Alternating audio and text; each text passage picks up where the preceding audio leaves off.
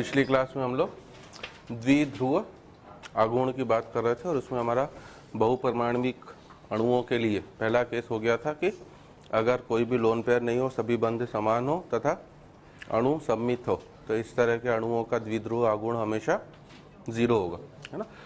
अब इसमें आप नीचे अपवाद करके लिखना कि, है ना, हमने AB2, AB3, AB4, AB5, AB6 और AB7 सब केसेस देख लिए थे, है ना। अपवाद ये कि, है ना, यदि एकाकी युग्म इलेक्ट्रॉन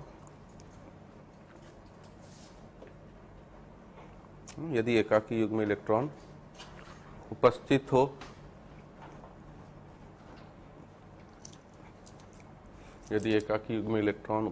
हो ना, तथा उनका प्रभाव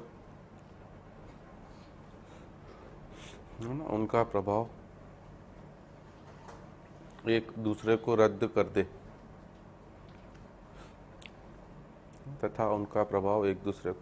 दे, वह अणु सममित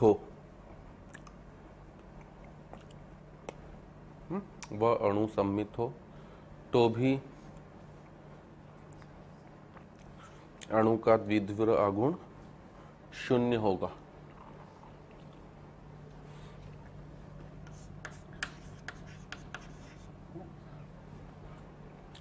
ठीक है, जैसे इसमें अगर उदाहरण के तौर पे हमसे बोले तो पहला हम लोग बोल सकते हैं HCF2।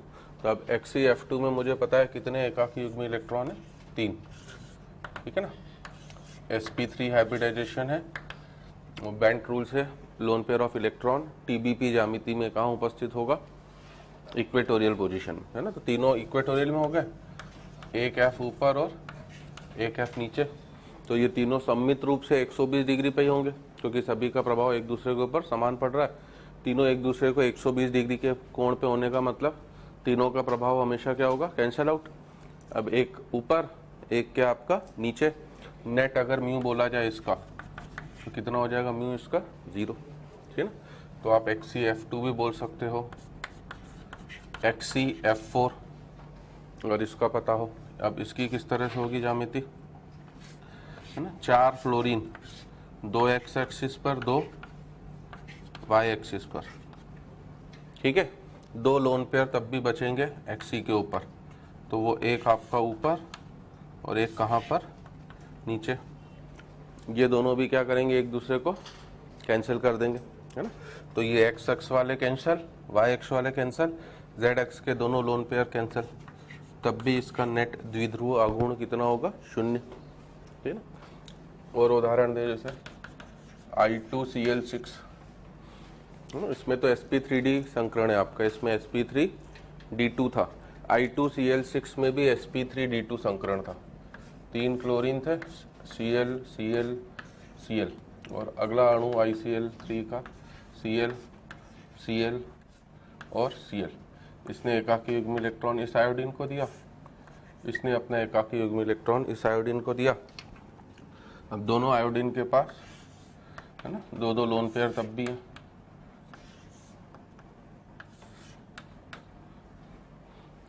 और हमने लिखा भी था I2Cl6 को हम लिख चुके हैं कि ये समतलीय अणु होता है। तो ये सब एक ही तल में है, लोन पेयर केवल आपके z एक्सिस में, ठीक है। तो नेट अगर इसके द्विध्रुव आघूर्ण की बात करें तो भी ये किसके बराबर हो जाएगा, हमारा 0, ठीक है ना। तो लोन पेयर की उपस्थिति के बावजूद भी अगर सभी बंध समान हो और अणु सममित हो तो द्विध्रुव आघूर्ण 0 हो सकता है। और हमें ये उदाहरण HCF2, HCF4, I2Cl6 ध्यान रखना, ठीक है। केस 2 लिखना अब हमारा, यदि अणु असममित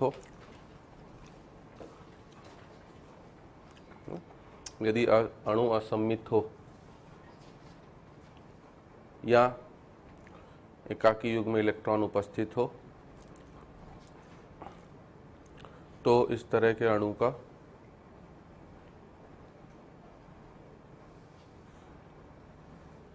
द्विध्रुव आघूर्ण 0 नहीं होगा, ठीक है। अब इसमें हम लोग एग्जाम्पल जैसे बोले ओजोन, है ना, तो ओजोन के पास एकाकी युग्म इलेक्ट्रॉन भी है आपका, ठीक है ना, और अणु असममित भी है। तो इसका द्विध्रुव आघूर्ण कितना है हमारा, नॉन जीरो। SO2 की बात करोगे अगर आप, तो SO2 में भी एक एकाकी युग्म इलेक्ट्रॉन है, तो उससे अणु असममित हो गया, उसका भी द्विध्रुव आघूर्ण कितना होगा हमारा, नॉन जीरो, है ना। NH3 एक लोन पेयर, H2O, है ना, इसका भी कितना हो जाएगा हमारा, नॉन जीरो। तो ये सब अब हमारे कि अगर एकाकी युग्म इलेक्ट्रॉन इस तरह से उपस्थित हो जिसके बाद अणु असममित हो जाए, तो इस तरह के अणुओं का द्विध्रुव आघूर्ण हमेशा कितना होगा आपका, नॉन जीरो, ठीक है ना। यहाँ जैसे ना CH3F, CH2F2, तो इन सब का भी नॉन जीरो होगा, CHF3, और समान प्रकार के अगर अणु हो जाते हैं परमाणु, तो इन सब का द्विध्रुव आघूर्ण हमारा शून्य। सही है, ठीक है। अब हमारा कुछ लिख लेना, जैसे पहला क्वेश्चन दे रहा है कि NH3 तथा NF3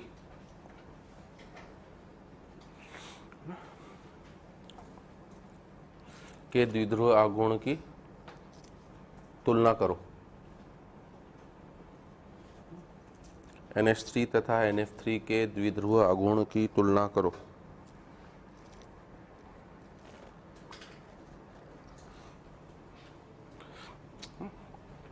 ठीक है, देखने में क्या लगता है नॉर्मली, एक आपको NH3 दिया गया है और एक क्या दिया गया है हमारा, NF3, ठीक है ना। दोनों का द्विध्रुव आघूर्ण अशून्य होगा, क्योंकि एक एक क्या उपस्थित है इसमें, लोन पेयर, तो दोनों का द्विध्रुव आघूर्ण शून्य है। हमसे बोला गया है कि इन दोनों के द्विध्रुव आघूर्ण की तुलना करो, ठीक है ना। हमें मान नहीं याद रखना, बाकी मान इसका मुझे याद है तो मैं बता दूंगा आपको। अभी केवल तुलना करनी मुझे। अब किस तरह से तुलना करूंगा, देखने में एक कॉमन ऑब्जर्वेशन होता है कि हम सीधे किसका द्विध्रुव आघूर्ण ज़्यादा बोलेंगे, NF3 का, है ना। क्यों, NF बंध क्या है हमारा, ज़्यादा ध्रुवीय होगा। F की विद्युत ऋणात्मकता कितनी है, 4, N की कितनी है, 3, तो यहाँ पर विद्युत ऋणात्मकता का अंतर कितना है, 1 का। NH3 में देखोगे तो N की 3 है और हाइड्रोजन की विद्युत ऋणात्मकता 2.1, तो यहाँ पर विद्युत ऋणात्मकता का अंतर 2.1, है ना। एक तो चार्ज ज़्यादा डेवलप हो रहा है, दूसरा लास्ट क्लास में हमने देखा था कि NF3 की जो बंध लंबाई होती है वो तुलनात्मक रूप से क्या हो जाती, बढ़ जाती। क्यों बढ़ जाती, N के ऊपर भी एकाकी युग्म इलेक्ट्रॉन और F के ऊपर भी एकाकी युग्म इलेक्ट्रॉन, तो डेल्टा भी, डिस्टेंस भी बढ़ गई और Q भी बढ़ गया, तो कायदे से क्या होना चाहिए, इसका ज़्यादा। परंतु जो सही ऑर्डर होता है NH3 का ज़्यादा होता है किससे, NF3 से, है ना। तो देखने में मुझे जो चीज़ें लग रही हैं उससे गलत आ रहा है ना, क्यों, इस लोन पेयर का प्रभाव है।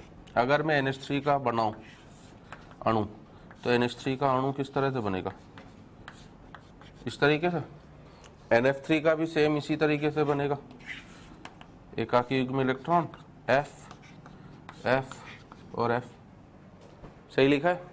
अब NH के जो द्विध्रुव आघूर्ण होंगे इस बंध के, ये किसकी तरफ होंगे, N की तरफ, और एकाकी युग्म इलेक्ट्रॉन के लिए हमने बोला था हमेशा परमाणु से दूर की तरफ होता है, ठीक है।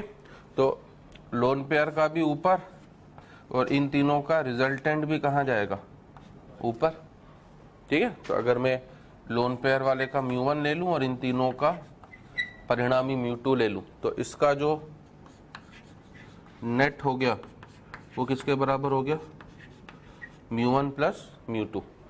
NF3 में अगर आप जाओगे तो क्या होगा, इस NF बंध के किस तरफ होंगे आपके,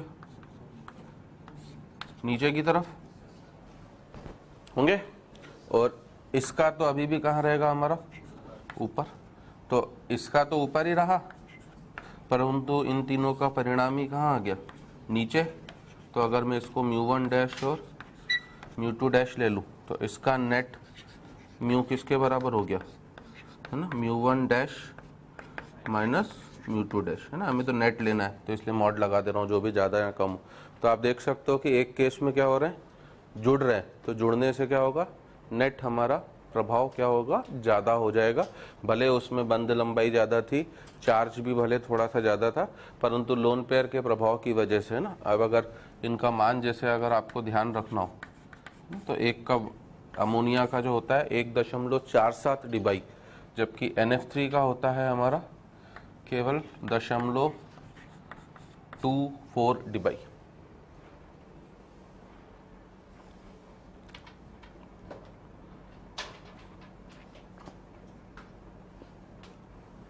क्या सुस्ती वाला फैला रहा है कब से है? कब से सोया?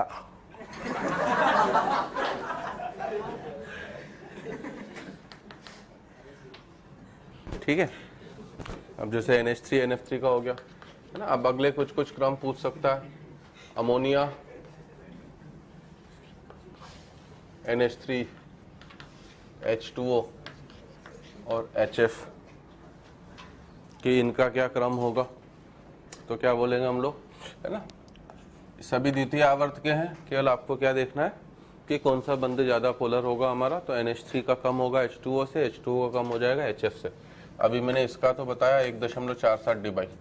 HF का अगर याद हो तो मैंने लास्ट क्लास में बताया ही था 1.92 डिबाई, है ना। और जल का होता है 1.85 डिबाई। तो इस तरह से छोटे छोटे याद नहीं रखना, बस मुझे याद है तो लिखवा दे रहा हूँ। अगर मैं H2O और H2S में पूछूं किसका द्विध्रुव आगुण ज़्यादा होगा, तो क्या बोलेंगे हम लोग, H2O का ज़्यादा होगा किससे, H2S, है। तो बस ये छोटे छोटे तुलना जरूर करवा सकता है आपसे। तीसरा, अगर मैं आपसे SO2 SO3 CO2 मान लीजिए इन तीनों की तुलना करने को दे दूं, तो SO3 का तो कितना होगा, 0, CO2 का भी कितना होगा, 0, सम्मित अणु हो गए, ठीक है ना। और इसका क्या होगा हमारा, नॉन जीरो। तो अब हम लोग इसका सही क्रम क्या लिखेंगे, CO2 और SO3 का बराबर है और उसका कम है किससे, SO2 से, ठीक है ना।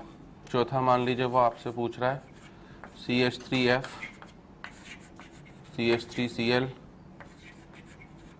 CH3Br CH3I, है ना। जो जो महत्वपूर्ण क्वेश्चन है, जैसे ये वाला क्वेश्चन काफ़ी महत्वपूर्ण है, NH3 और NF3, इसको ध्यान रखना है।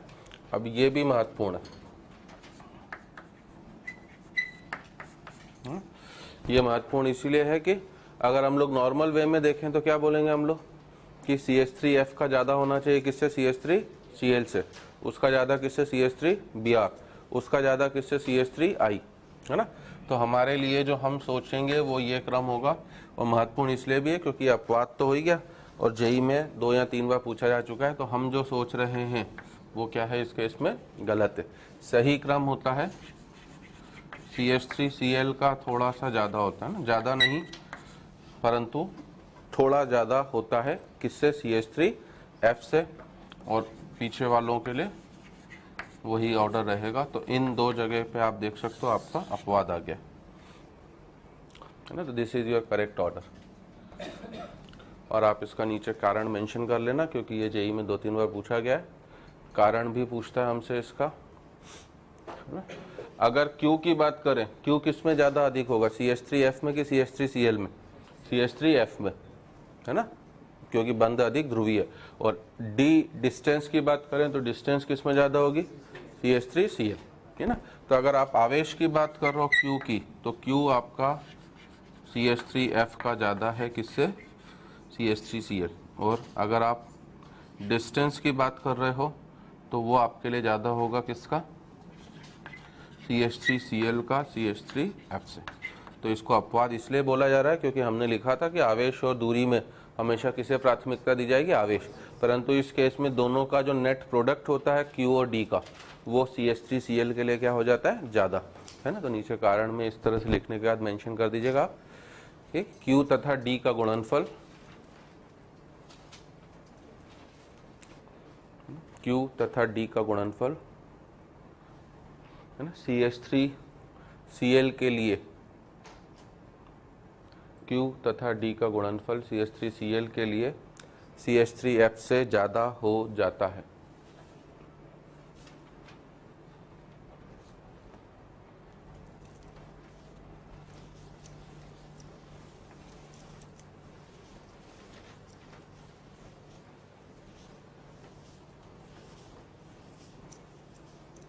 ठीक है, तो इस तरीके से आप कुछ कुछ ये तुलना अपनी कर सकते हो। नेक्स्ट लिख लेना हमारा कि ज्यामितीय समावयी, ज्यामितीय समावयता प्रदर्शित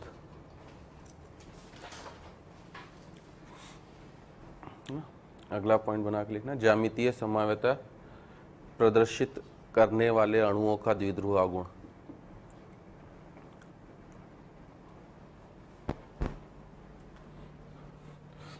अब ज्यामितीय समावयती क्या होते हैं पता ही होगा हमें। अगर ना ए बी, ए और बी ये दोनों इस तरह से हो तो इसे कौन सा फॉर्म बोला जाता है, सिस। ठीक है, और C double bond C, A B, B और ए, इसे कौन सा फॉर्म बोला जाता है, ट्रांस।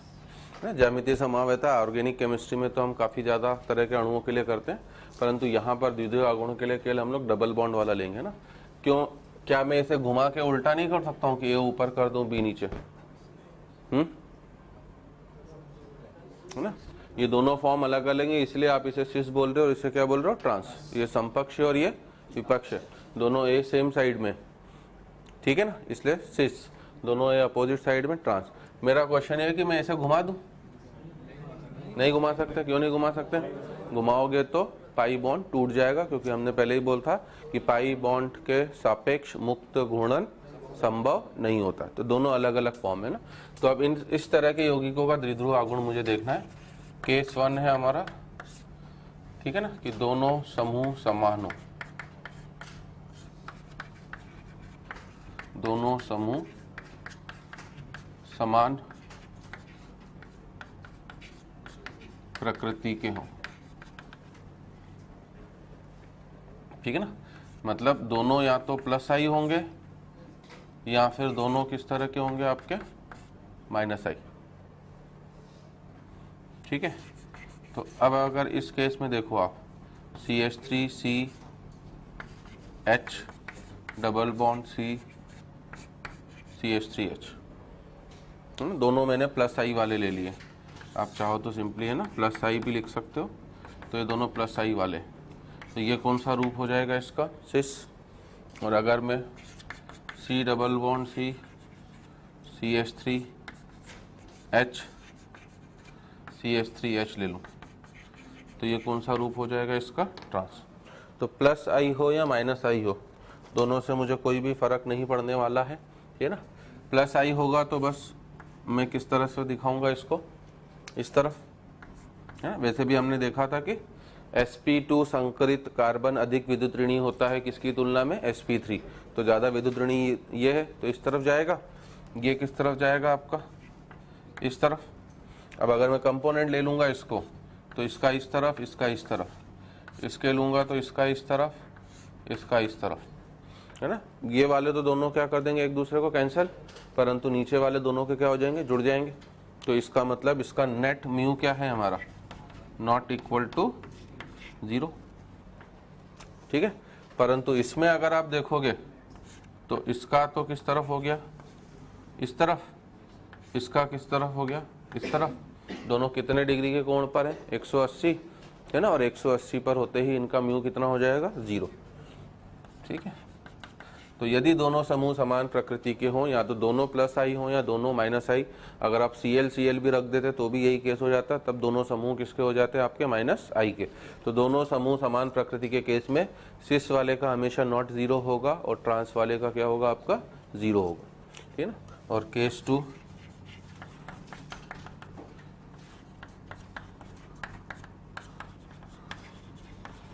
दोनों समूह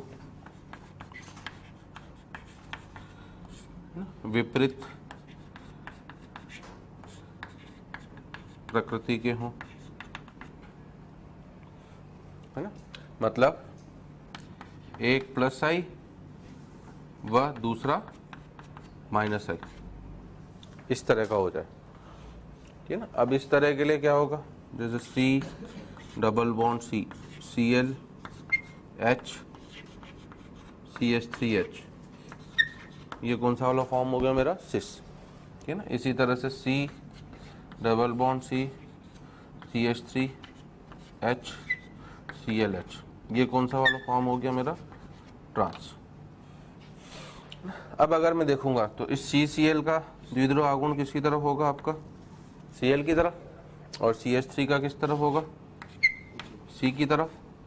इसके जो कंपोनेंट होंगे ऊपर और इधर, इसके कंपोनेंट इधर नीचे, सही है। ये दोनों तो जोड़ रहे हैं, ये दोनों क्या कर रहे हैं, इसको कैंसिल कर रहे हैं। इसको देखोगे तो इसका इस तरफ, जिसके जो कंपोनेंट होंगे एक इस डायरेक्शन में और एक इस डायरेक्शन में, इसका इस तरफ, जिसका कंपोनेंट एक इस डायरेक्शन में एक इस डायरेक्शन, क्या हो रहा है, दोनों ही जुड़ रहे हैं। ये दोनों भी जुड़ रहे हैं, वो दोनों भी जुड़ रहे हैं, ठीक है ना। जीरो किसी का भी नहीं होगा, परंतु अब ज्यादा किसका हो गया, ट्रांस वाले का ज्यादा हो गया, किससे, सिस से, है ना। तो अब हम लोग बोलेंगे कि mu of trans is greater than mu of किससे, सिस।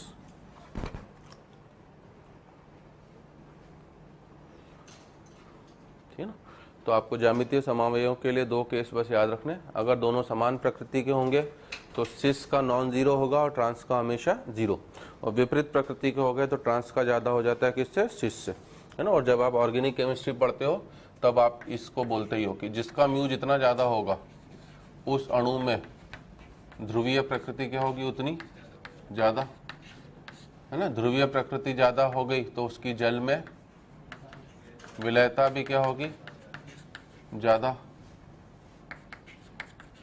और उसका फिर बॉइलिंग पॉइंट भी क्या होगा, उतना ही ज्यादा, ठीक है ना। तो ये सब ऑर्गेनिक का पार्ट है, बट हम लोग इनऑर्गेनिक में भी कर सकते हैं कि जिसका म्यू ज्यादा हो गया उसके लिए ध्रुवीय प्रकृति, जल में विलयता, बॉइलिंग पॉइंट सब कुछ ज्यादा होते चले जाएंगे।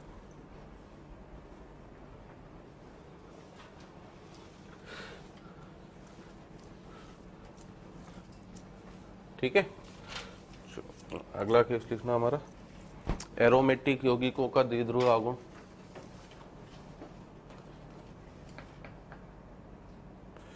आज दोस्त नहीं आया मेरा, है? एरोमेटिक यौगिकों का द्विध्रुव आघूर्ण,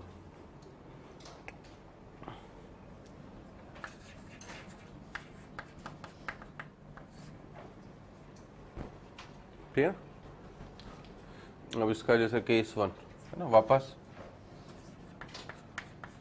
दोनों ग्रुप क्या हो आपके, समान हो,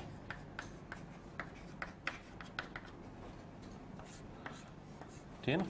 एरोमेटिक यौगिकों में जब भी बात करोगे आप तो क्या करेंगे हम लोग, केवल 3 समावयी देखेंगे उसके, ऑर्थो, मेटा और कौन से, पैरा, है ना। तो ये ऑर्थो है, ये मेटा है, और ये क्या है आपका,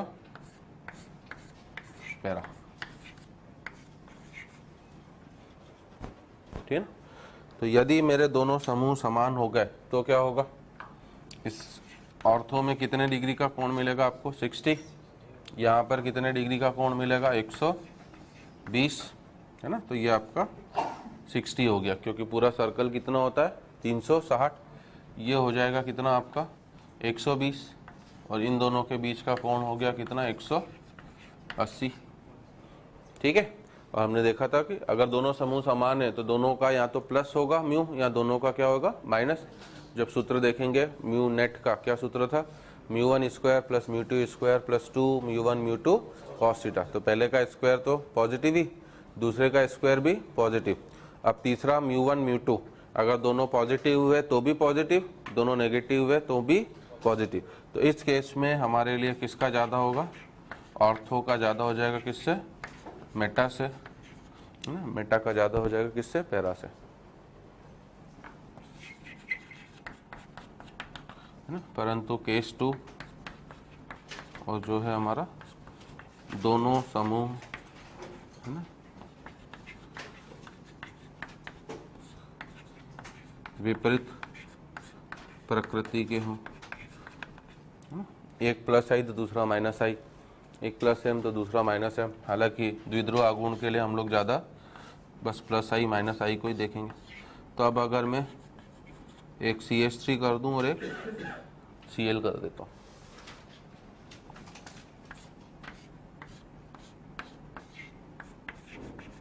ये ऑर्थो, ये मेटा, और ये क्या आपका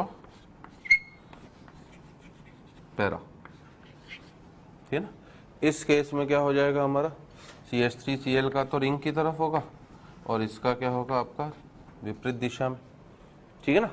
दोनों एक दूसरे को क्या कर रहे हैं, उल्टे जोड़ रहे हैं, एक का प्लस होगा और एक का माइनस होगा, और परंतु अब कॉस थीटा, थीटा के टर्म्स में इसका थीटा क्या है सबसे ज्यादा, तो नेट अब किसका ज्यादा होगा, मेरा पैरा का सबसे ज्यादा, फिर हो जाएगा किसका मेटा, फिर हो जाएगा किसका ऑर्थो। तो तब आपका क्रम उल्टा आ जाएगा, म्यू पैरा का म्यू मेटा से ज्यादा, म्यू मेटा का म्यू ऑर्थो से ज्यादा। आ रही ना मेरी बात समझ में?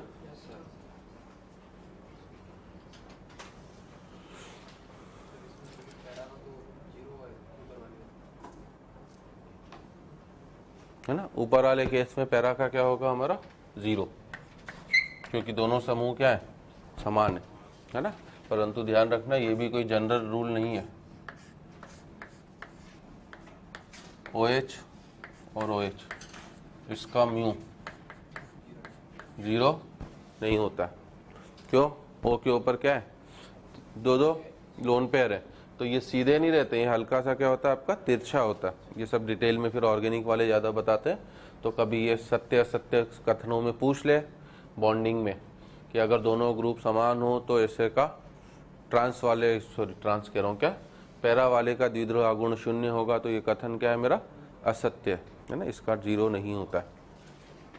ठीक, चलो अब लिखो हमारा द्विध्रुव आगुण के अनुप्रयोग।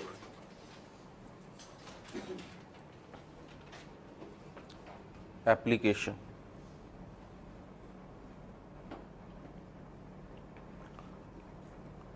द्विध्रुव आगुण के अनुप्रयोग, इसकी एप्लीकेशन। इसके दो सबसे महत्वपूर्ण अनुप्रयोग हैं हमारे। पहला है ना, दिए गए अणु की ध्रुवीयता या ज्यामिति को निर्धारित करना। पहला सबसे महत्वपूर्ण अनुप्रयोग है आपका दिए गए अणु की ध्रुवीयता ऑब्लिक ज्यामिति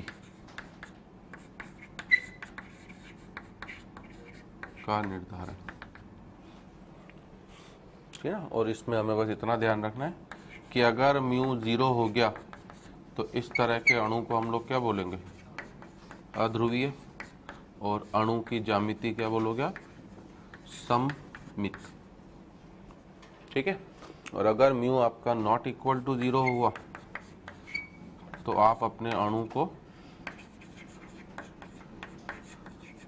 ध्रुवीय बोलोगे और उसकी ज्यामिति किस तरह की होगी, असममित।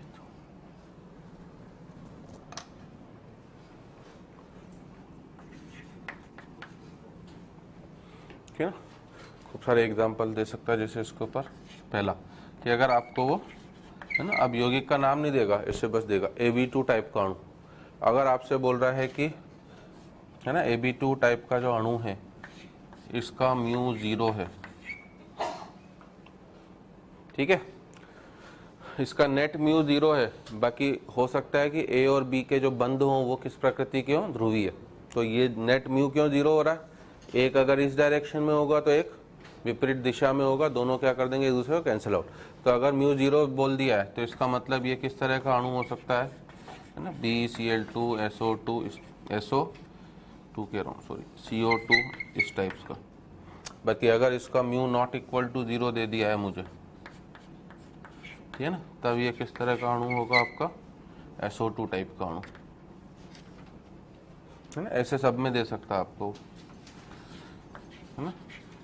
AB3 टाइप का बोल दे म्यू 0, है ना, तो BX3 SO3, और म्यू नॉट इक्वल टू 0 बोल दे तो अमोनिया टाइप का, है ना, ऊपर आप H2O भी डाल सकते हो, तो ये अमोनिया टाइप का अणु हो जाएगा इस तरीके से। तो ये पहली एप्लीकेशन ये है कि आप म्यू के आधार पर बता सकते हो कि अणु आपका ध्रुवीय या अध्रुवीय किस आधार का होगा, है ना। ऊपर वाले में जैसे Ab2 जो है अब इसमें XCF2 को भी डाल सकते हो आप। तीनों लोन पेयर क्या हो जाएंगे, इसके एक दूसरे को क्या कर रहे हैं, कैंसिल आउट कर रहे हैं, ठीक है ना। तो ये पहली एप्लीकेशन है हमारी, ऐसे सब केसेस के लिए कर सकते हो आप।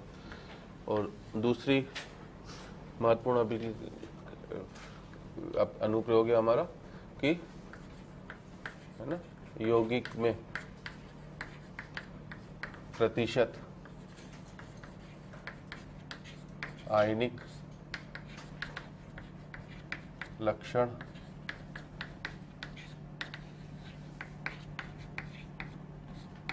का निर्धारण।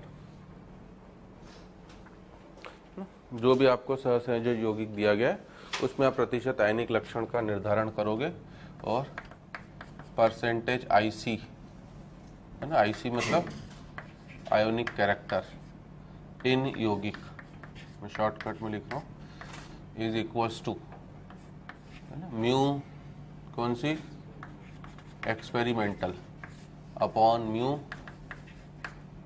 Theoretical into 100।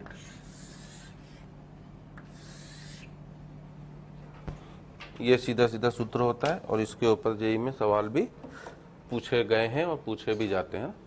दोनों में फर्क क्या है ना, एक्सपेरिमेंटल और थ्योरेटिकल। बार बार मैं आपको बता रहा हूँ, एक्सपेरिमेंटल मतलब जो आप प्रयोग करते वक्त फ्रैक्शन में प्राप्त करते हो, तो ये प्रायोगिक जब आप लैब में जाके एक्सपेरिमेंट कराओगे तब जो वैल्यू मिलेगी। और चूंकि प्रयोग करवा रहे हो तो इसका मतलब है ये मान आपको सवाल में क्या रहेगा, दिया गया रहेगा, ठीक है ना। और थ्योरेटिकल का मतलब है जो आप खुद क्या करते हो, कैलकुलेट, ठीक है ना। दोनों में अंतर ये, एक्सपेरिमेंटली ऑब्जर्व्ड, ईओ शब्द यूज होता है, ऑर्गेनिक में भी आप काफी देखते होगे, और टीसी मतलब थ्योरेटिकली कैलकुलेटेड, हमने पिछली क्लास में भी देखा था। अब कैलकुलेट किस सूत्र से करोगे आप, है ना, तो हमारे पास म्यू बराबर क्या था, Q इंटू डी। तो आपको सवाल में एक तो म्यू का मान दिया रहेगा, जो म्यू का मान दिया गया है वो आपके लिए हमेशा एक्सपेरिमेंटली ऑब्जर्व वाला रहेगा। और दूसरी चीज, सवाल में आपको बंध की क्या गिवन होगी, लंबाई, बॉन्ड लेंथ, ठीक है ना। क्यों आपको नहीं दिया रहेगा, क्योंकि हम लोग मान के चलेंगे नीचे वाला जो रहता है ना, ये हम मान के निकालते हैं कि हमारे बंध में कितने प्रतिशत आयनिक लक्षण है, पूरा 100%।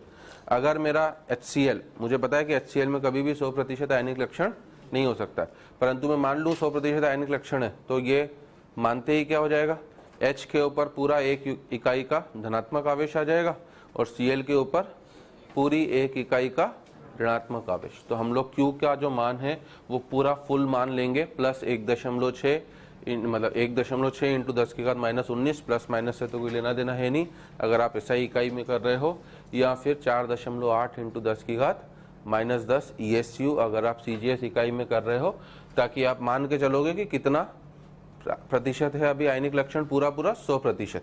और ये वाली वैल्यू आपको तब की है जब उसमें आयनिक लक्षण पूरा 100% नहीं है। दोनों का अनुपात लेते ही आपको उसमें क्या पता पड़ जाएगा, प्रतिशत आयनिक लक्षण का मान पता पड़ जाएगा, है ना। सीधे हम जैसे एक सवाल से ही कर रहे हैं, लिख लो कि HCl यौगिक का द्विध्रुव आगुण, HCl यौगिक का द्विध्रुव आगुण 1.03 डिबाई है।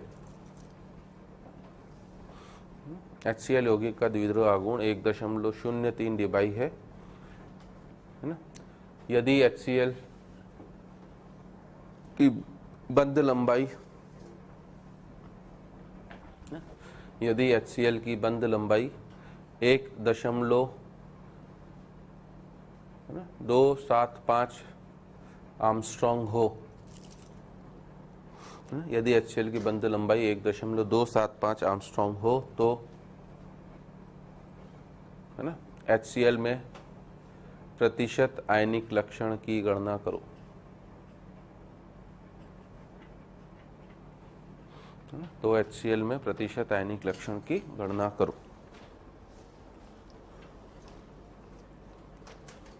क्या हो जाएगा हमारा, है ना, जो आपको मैंने सवाल में लिख के दिया है वो सब आपको दिया गया है। म्यू आपको जो गिवन है वो आपके लिए एक्सपेरिमेंटल वाली वैल्यू होगी 1.03 डिवाइड। अब थ्योरेटिकली कैलकुलेटेड वाली आपको निकालनी है, उसके लिए भी मैंने लिख दिया था कि बंद लंबाई आपको क्या होगी गिवन, तो 1.275 आर्मस्ट्रॉन्ग है।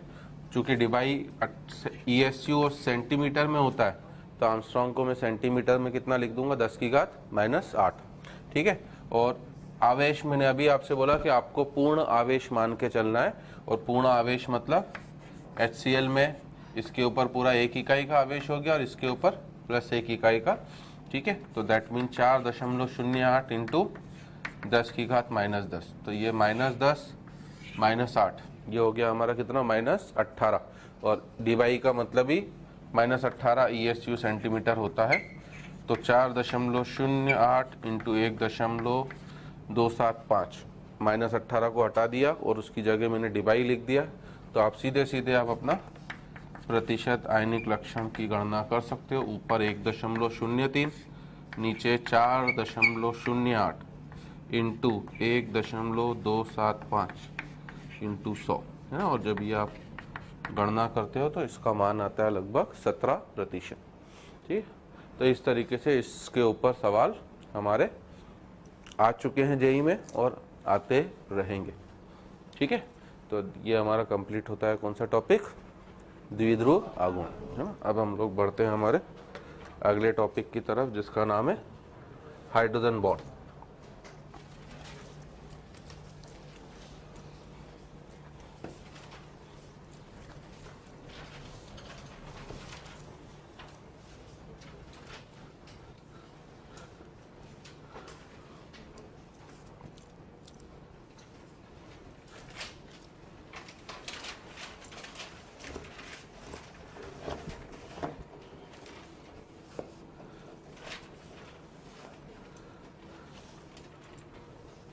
ठीक है,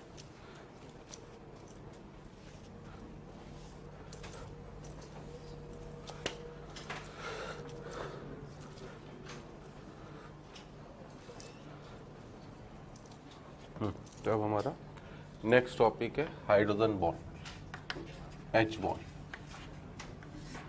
हाइड्रोजन बंध। अब इसके किस तरह से वैज्ञानिकों को आइडिया मिला कि कोई हाइड्रोजन बंध नाम की भी चीज है हमारी, है ना। तो इसको हम लोग सीधे क्वेश्चन के रूप में करते हैं। क्वेश्चन लिखो कि KHF2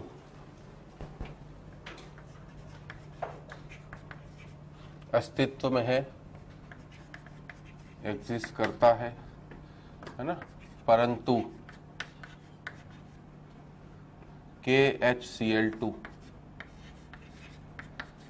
डज नॉट एग्जिस्ट।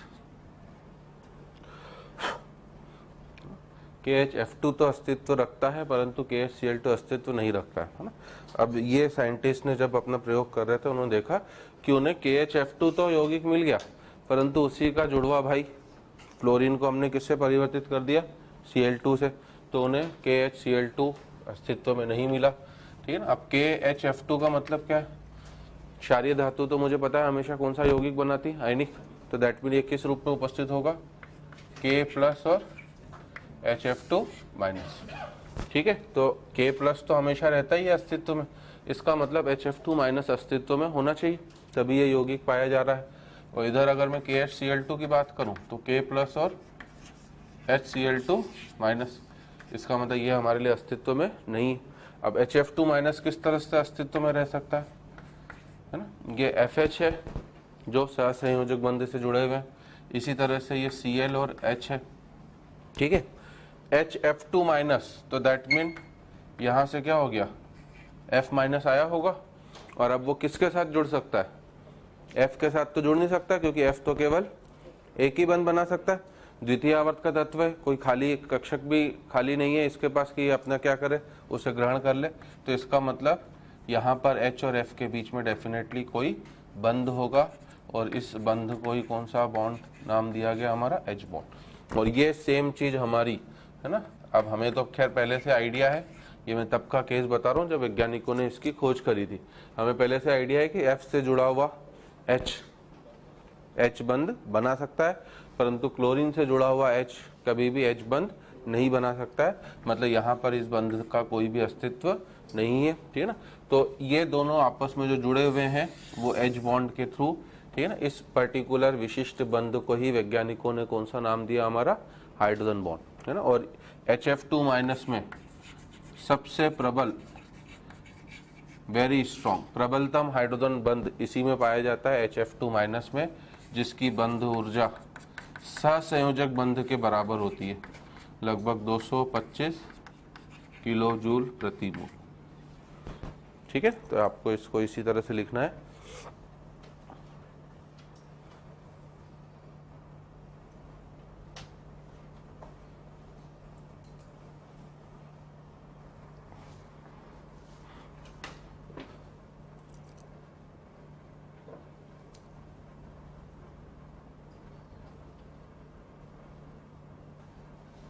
ठीक है, और शर्तें लिख लेना थोड़ा सा बस, है ना।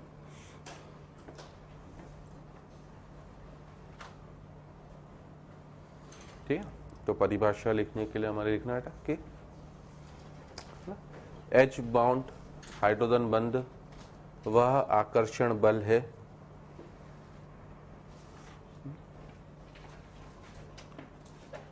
H बॉन्ड मतलब हाइड्रोजन बंध वह आकर्षण बल है जिसके फलस्वरूप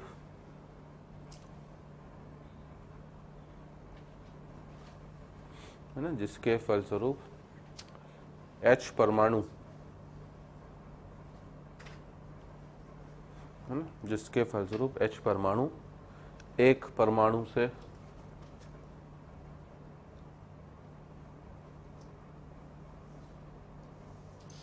सहसंयोजक बंध द्वारा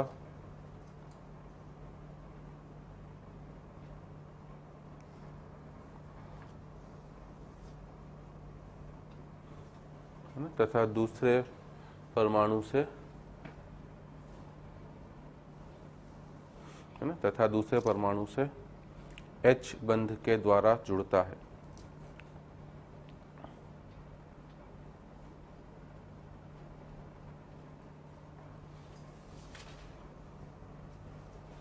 ठीक है, तो ये हमारा, और इसमें लिख सकते हो कि, है ना, अप्रत्यक्ष रूप से हाइड्रोजन परमाणु दो परमाणुओं के बीच में, है ना, अप्रत्यक्ष रूप से हाइड्रोजन परमाणु दो परमाणुओं के बीच में एक सेतु परमाणु की तरह कार्य करता है।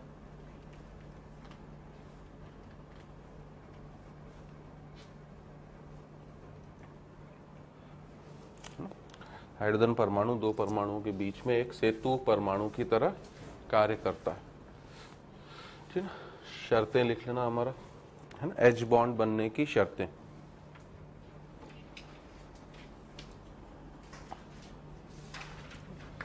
जनरल शर्त यह है कि हाइड्रोजन एक परमाणु से पहले ही सहसंयोजक बंध से जुड़ा हुआ है और दूसरा कोई B परमाणु आएगा, है ना। अब हमारे लिए शर्तें हैं क्या, A और B परमाणु के ऊपर, है ना। तो पहले आप इस तरह से इसे निरूपित कर देना कि A के ऊपर क्या शर्त लिखेंगे हम लोग, है ना, हाइड्रोजन बंध कब बनेगा भैया, A अगर काफी अधिक विद्युत ऋणी हुआ, इसकी इलेक्ट्रोनेगेटिविटी का क्या हो, काफी अधिक हो, तो ज्यादा होने पर क्या करेगा हमारा, है ना, ये आसानी से इस AH बंध के इलेक्ट्रॉन को क्या करेगा, अपनी तरफ आकर्षित कर लेगा। जैसे ही इसने आकर्षित करा तो इसके ऊपर तो माइनस कौन सा चार्ज आ गया, डेल्टा, इसके ऊपर क्या हो गया, प्लस डेल्टा। और काफी अधिक विद्युत ऋणी हुआ तो एक तरह से हाइड्रोजन परमाणु क्या है, अपने पूर्ण इलेक्ट्रॉन को लगभग क्या कर चुका है, त्याग। हाइड्रोजन के पास एक ही कक्षक था, इसने अपना एक इलेक्ट्रॉन भी त्याग करने की स्थिति में आ चुका है। ठीक है, अब B दूसरा परमाणु ऐसा होना चाहिए जिसके पास क्या हो, एकाकी युग्म इलेक्ट्रॉन। ठीक है ना, जैसा ही ऐसा दूसरा परमाणु इसके पास आया तो अब इसके पास खाली कक्षक हो गया, इसके पास आपका क्या है, एकाकी युग्म इलेक्ट्रॉन है। परंतु इस बंध को आप सहसंयोजक बंध नाम नहीं दोगे, क्योंकि सहसंयोजक बंध में क्या होता था, एक परमाणु पूर्ण रूप से दूसरे परमाणु को अपना एकाकी युग्म इलेक्ट्रॉन दे देता था, है ना। यहाँ पर ये आंशिक रूप से दे रहा है और पहले ही वो किसी दूसरे परमाणु से जुड़ा हुआ है।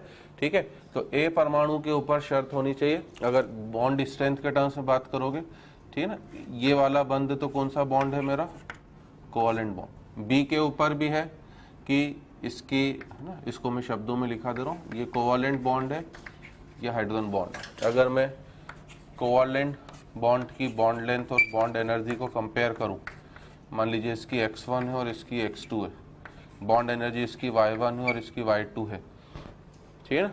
क्या शर्तें होंगी हमारा x1 और x2 में, x1 हमेशा छोटा होगा किससे, x2 से, है ना, क्योंकि प्रबलतम रूप से तो अभी भी वो किससे ज्यादा अच्छे ढंग से जुड़ा हुआ है, सहसंयोजक बंध से, तो ये बंध प्रबल है इसलिए इसकी बंध लंबाई कम होगी।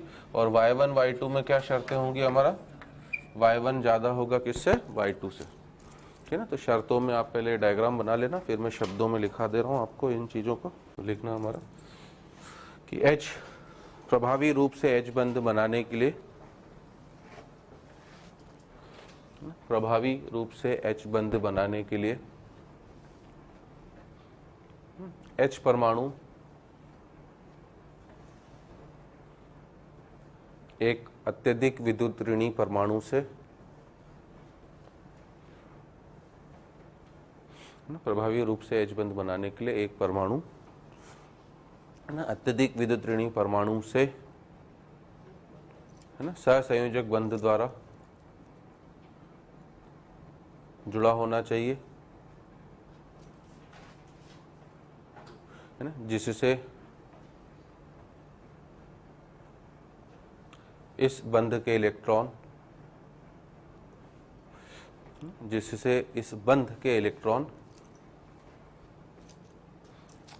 अधिक विद्युत ऋणी परमाणु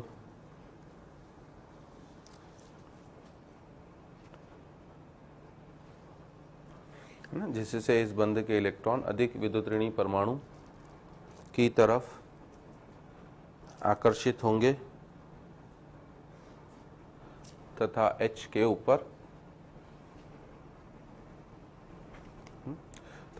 ऊपर आंशिक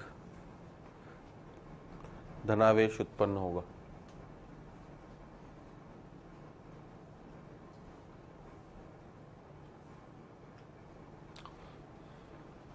है ना। तथा जैसे ही इस H के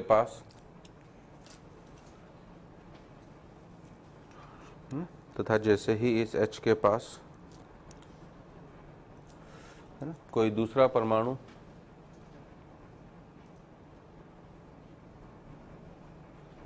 है ना जिसका आकार छोटा हो तथा एकाकी युग्म इलेक्ट्रॉन,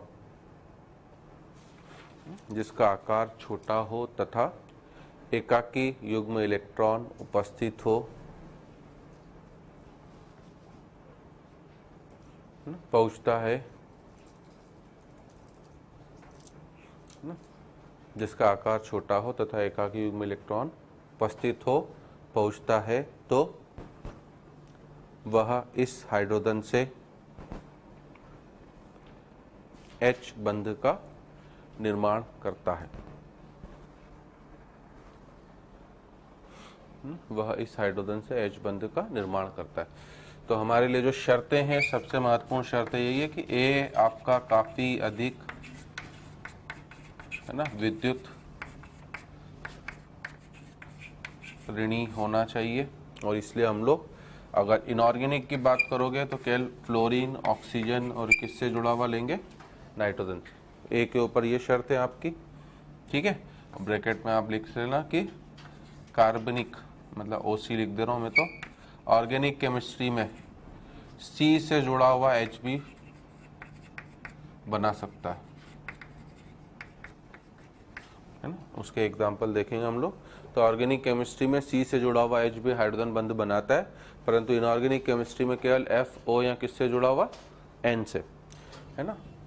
B के ऊपर शर्त ये होनी चाहिए कि इसका आकार क्या होना चाहिए, छोटा, क्योंकि अगर आकार बड़ा हो गया तो उसकी खुद को, उस एकाकी युग्म को, इलेक्ट्रॉन को रखने की प्रवृत्ति क्या होगी, बढ़ जाएगी। अगर वो बढ़ गई तो वो देने की प्रवृत्ति क्या हो जाएगी हमारी, कम हो जाएगी, ठीक है ना। तो आकार छोटा होना चाहिए और साथ में इसके पास लोन पेयर ऑफ इलेक्ट्रॉन। तो इसी के रिगार्डिंग इनऑर्गेनिक में तो वापस FO और N ही होते हैं, परंतु है ना ऑर्गेनिक केमिस्ट्री में Cl भी आपका काम कर सकता है इसकी तरह, बाकी काफी कम ही करता है। तो हमारे लिए A भी FON होना चाहिए, B भी FON होना चाहिए, ठीक है। और इनफैक्ट क्वेश्चन के रूप में हमसे पूछ सकता है, जैसे एक क्वेश्चन कॉमनली पूछा जाता है छोटा सा क्वेश्चन लिखना कि N तथा Cl, N मतलब नाइट्रोजन और Cl मतलब क्या, क्लोरीन, N तथा Cl दोनों की विद्युत ऋणात्मकताएं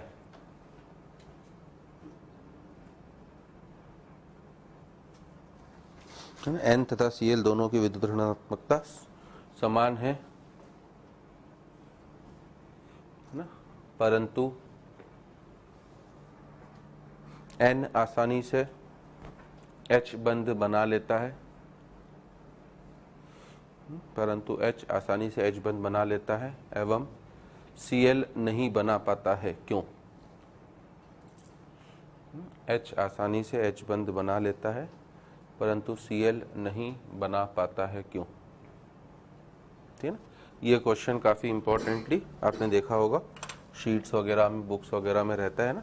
कारण यही है कि भैया N के पास भी लोन पेयर और Cl के पास भी लोन पेयर, विद्युत ऋणात्मकता के टर्म्स में आपको याद हो, फन, नकल, बियर, इश्क और पहलवान। नकल में N और क्या था आपका, Cl ही था। दोनों की विद्युत ऋणात्मकता कितनी है, 3-3, एकाकी युग्मी इलेक्ट्रॉन भी है। ये आसानी से H बंध बना रहा है, Cl नहीं बना पा रहा है, क्या कारण है?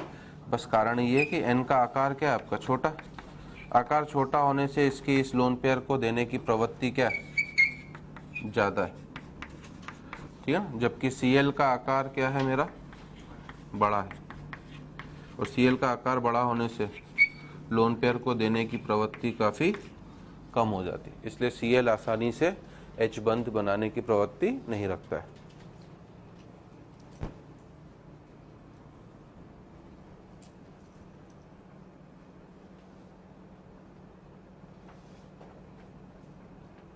ठीक है, अब हमारा लिखना है H बंध का सामर्थ्य।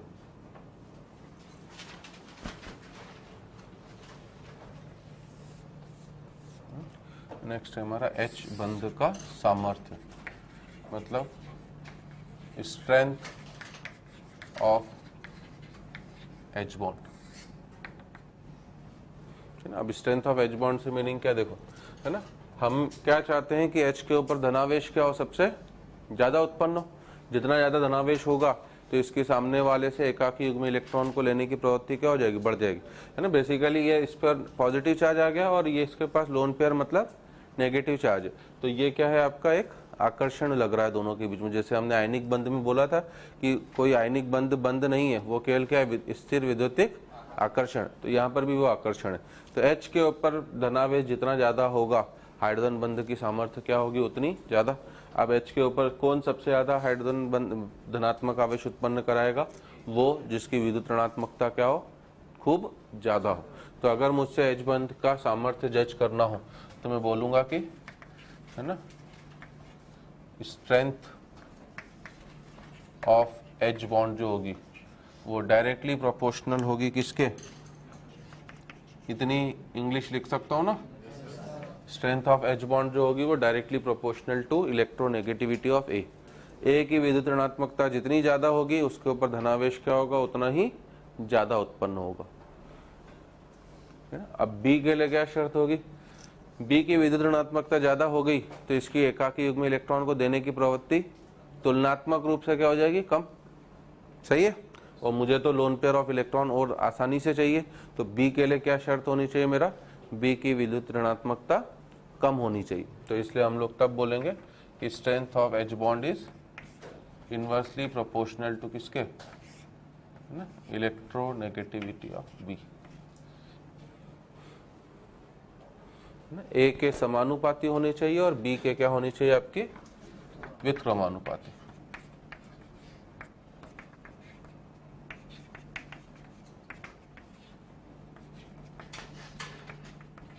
है ना। अब इस बेसिस पर आपसे क्वेश्चन पूछ सकता है, पहला कि इनमें क्या क्रम होगा, है ना, दूसरा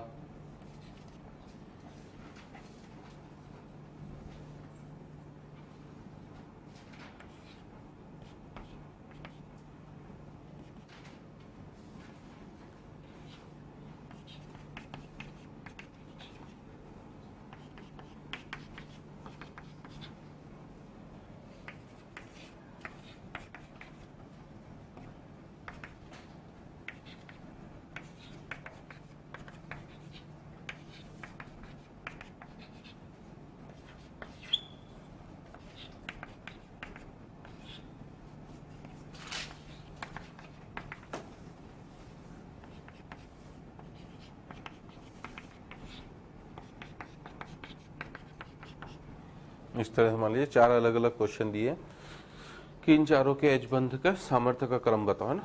आप इन्हें ABCD कर लेना ताकि दोबारा हम ये नहीं लिखेंगे, और इन्हें 1 2 3 कर लेना।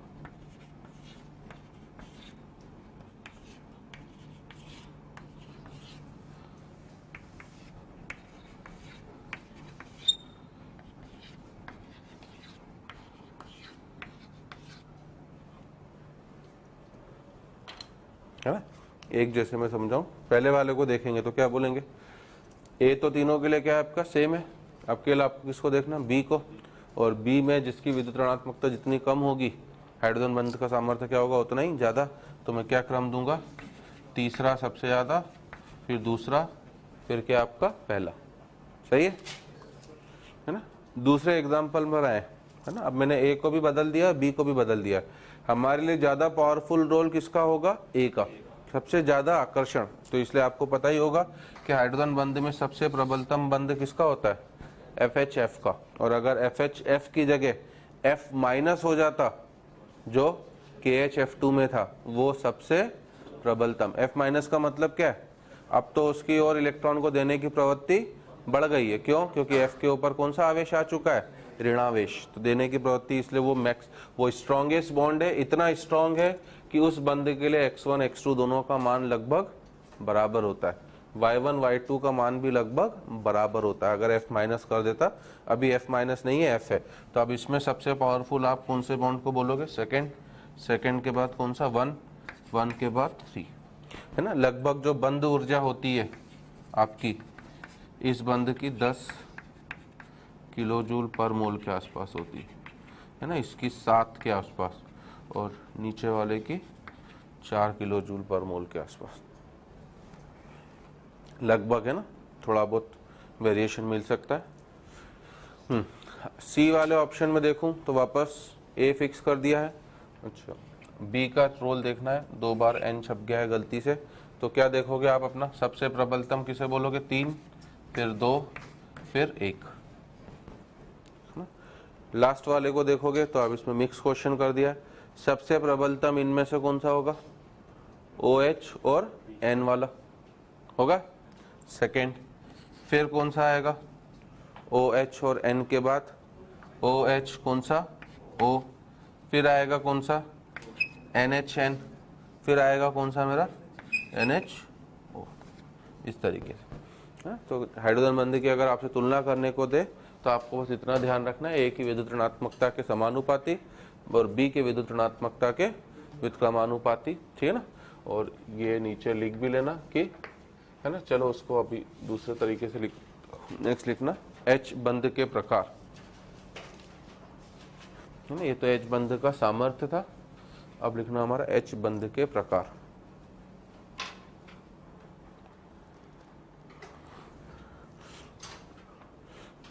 केस 1 लिखना है इसमें, बंध ऊर्जा के आधार पर।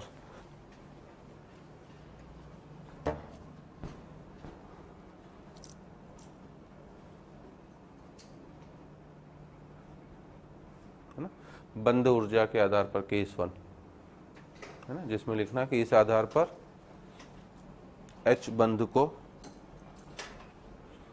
इस आधार पर एच बंध को 3 भागों में बांटा जाता है।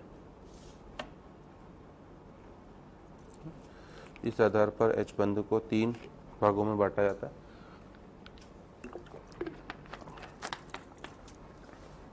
पहला है हमारा दुर्बल एच बॉन्ड,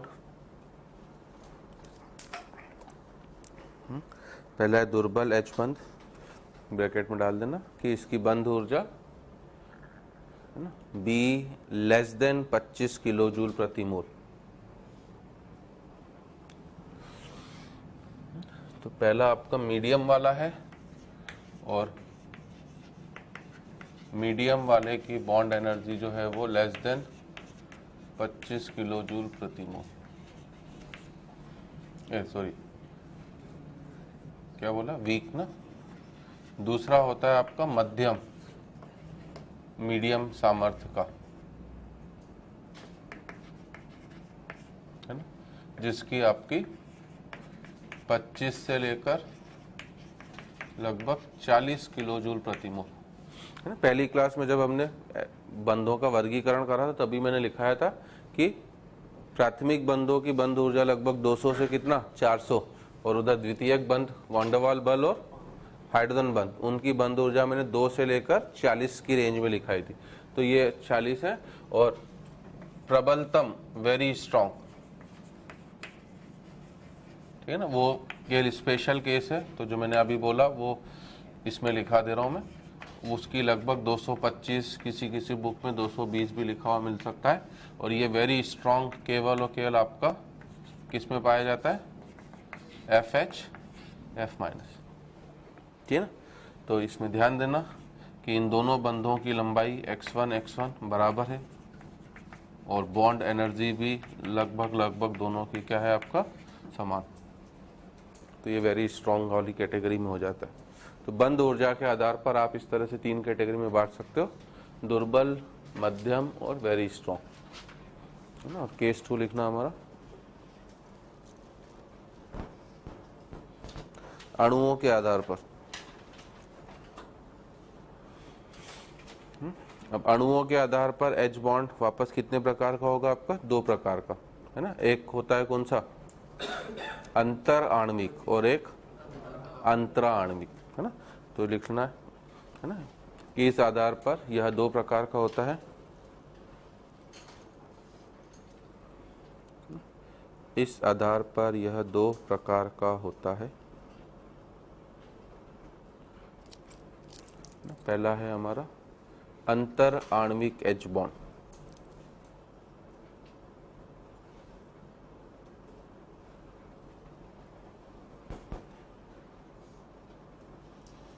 लिख ले बेटा, काम आएगा। आणविक क्यों नहीं लिखेगा, अंतर आणविक H बॉन्ड बोला तो मैंने पूरा, तू क्यों नहीं लिख रहा है, शर्म आ रही है। अंतर आणविक H बॉन्ड, है ना। अंतर आणविक H बॉन्ड का मतलब 2 समान या भिन्न अणुओं के मध्य बनने वाला H बॉन्ड, है ना। तो लिखना हमारा इसमें कि 2 समान भी हो सकते हैं या भिन्न, है ना। 2 समान या भिन्न अणुओं के मध्य, 2 समान या भिन्न अणुओं के मध्य बनने वाला H बॉन्ड,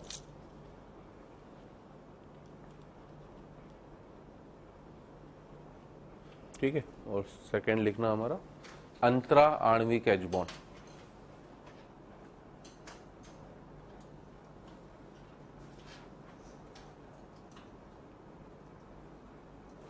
अंतरा आणविक H बॉन्ड, जिसमें लिखना एक ही अणु के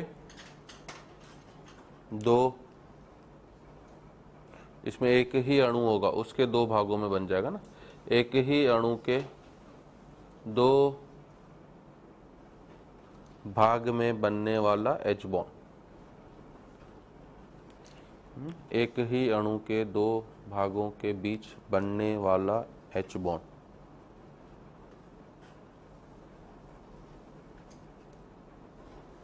ठीक है। तो H बॉन्ड हमारे लिए इस तरह से 2 प्रकार के हो गए हैं, ठीक। नेक्स्ट क्लास में बढ़ेंगे हम लोग यहाँ से आगे।